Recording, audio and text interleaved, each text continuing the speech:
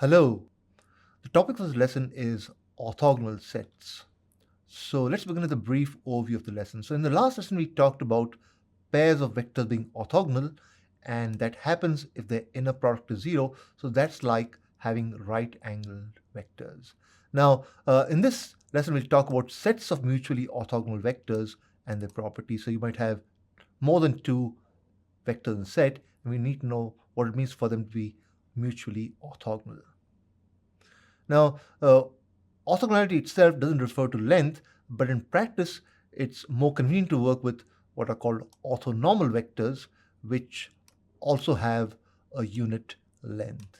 And these orthonormal vectors can be used to construct orthogonal matrices, which turn up in all kinds of applications. Okay, so let's begin with the notion of an orthogonal set. So a set of vectors in Rn, n vectors Rn is said to be orthogonal if their inner products are all 0 mutually, of course assuming that the index I over here is not equal to index j. Okay, so for example, you have two vectors over here, u1 and u2. They're the simplest possible vectors, 1, 0, and 0, 1, and clearly their inner product is 0, so they're orthogonal. But of course, you could construct other sets of vectors like u1, u2 over here, which also are orthogonal, but are not as simple as the earlier example. And what you can do in 2 dimensions, you can also do in 3 dimensions. So you can have a set with 3 vectors and again check that they are orthogonal by doing the inner product of the first 2, the next 2, and the first and the third. Okay, so in order to use these orthogonal sets, we need to talk about orthogonal projections. So suppose you have 2 vectors u and y in Rn and assume that the vector u is not 0. Now, once you've done that definition, then you can talk about the orthogonal projection of y along u. So here's the vector y, here's the vector u, and you want to drop perpendicular from y onto the direction of u. And that's called the orthogonal projection. And that's defined by y hat equal to y dot u, the inner product, times u, and you divide by u dot u because you want a vector of length 1, basically. So once you have projected, you're still left over with a little bit of y. So this vector z over here is y minus y hat. You can see it over here. And this vector z is clearly going to be perpendicular to the direction of u. So that's the condition over here. So the vector z is called a component of y orthogonal to u. And of course, if you rewrite the equation over here, then you can see that y is y hat plus z. So that's called the orthogonal decomposition of y with respect to u. So you have a component which kind of acts along u and a component that is orthogonal to u. And luckily, we have a nice function called projection, which will do this automatically for you. Okay, so now an example for orthogonal projection. So you have vectors y and u defined over here. Y is 13, 6, u is 1, 2, and you can work out the orthogonal projection of y along u. That's 5, 10, and you can get the same answer using the projection function. Then you can subtract off the orthogonal projection, get the vector z, and you can check that z dot u is 0 and y is y hat plus c. So that's the orthogonal decomposition of vector y in terms of u. Okay, so with that taken care of, we can talk about orthogonal bases. So let's say you have a set of n vectors in Rn. So you might have 2 vectors in R2, 3 vectors in R3, etc.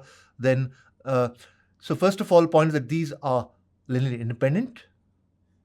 And in fact, it turns out that every vector over here can be expressed in terms of u1, u2 up to un. So y over here can be expressed in terms of u1, u2 up to un. But the nice thing is that the weights over here, the ci's over here, are given by a very nice compact formula.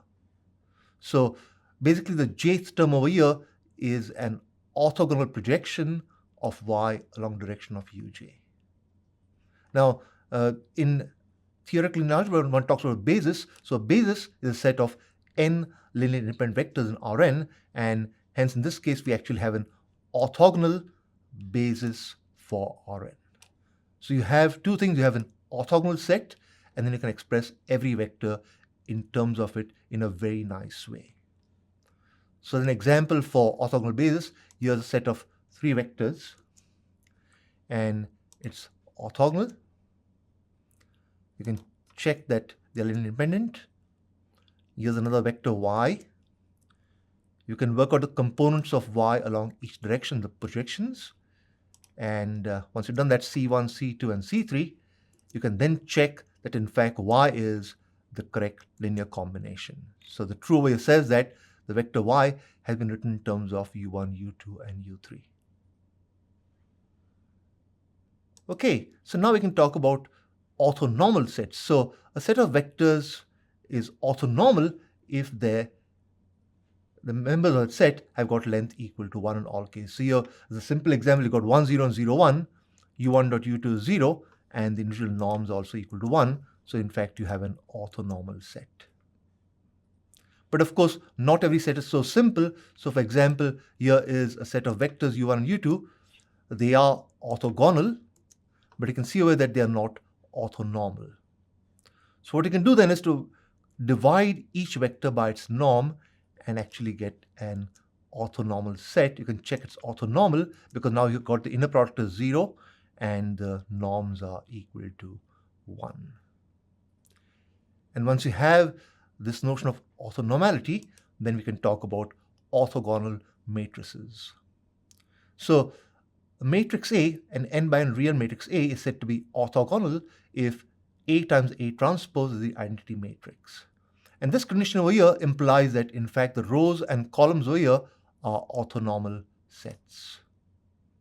Now, if you have an orthogonal matrix, then it's got some very nice properties. So first of all, if you take the norm of x, of any vector x, then that's the same as norm of ax. In other words, these matrices actually preserve the norm.